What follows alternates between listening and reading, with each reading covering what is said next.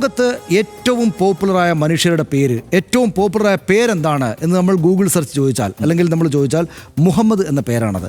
ലോകത്ത് ഏറ്റവും കൂടുതൽ ആളുകൾ ഇടുന്ന പേര്, ആണും പെണ്ണും എടുത്താൽ ഒരു സിംഗിൾ പേര് ആർക്കാണോ ഏറ്റവും കൂടുതലായിട്ടുള്ളത് അത് മുഹമ്മദ് എന്ന പേരാണ്.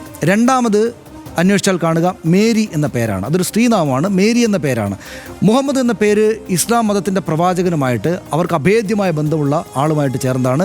മേരി ക്രിസ്ത്യാനിറ്റിയുമായി ബന്ധപ്പെട്ടതാണ്. സെമറ്റിക് മതങ്ങളുടെ പേരുകളാണ്.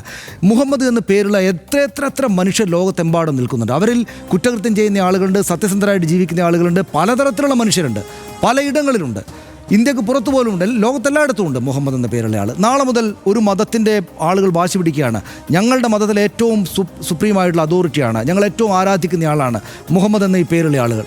നിങ്ങൾ ആ പേര് സിനിമയ്ക്ക് ഉപയോഗിക്കരുത്, അല്ലെങ്കിൽ മറ്റൊരു കലാസൃഷ്ടിക്ക് ഉപയോഗിക്കരുത്, ആ പേരുള്ള ആളുകൾക്ക് കുഴപ്പം ചെയ്യാൻ ഉള്ള ക്യാരക്ടേഴ്സായിട്ട് സ്ഥാപിക്കരുത് എന്ന് പറഞ്ഞാൽ അതെങ്ങനെയാണ്? ഇത് ഞാൻ നിശ്ചയമായിട്ടും വിചാരിക്കുന്നു ഇസ്ലാമിലെ ഒരാളും ഇത്രയും കാലമായിട്ട് ഈ മുഹമ്മദ് എന്ന പേര് ഇങ്ങനെ എല്ലാവരുമായിട്ട് ഉപയോഗിക്കുകയാണ്.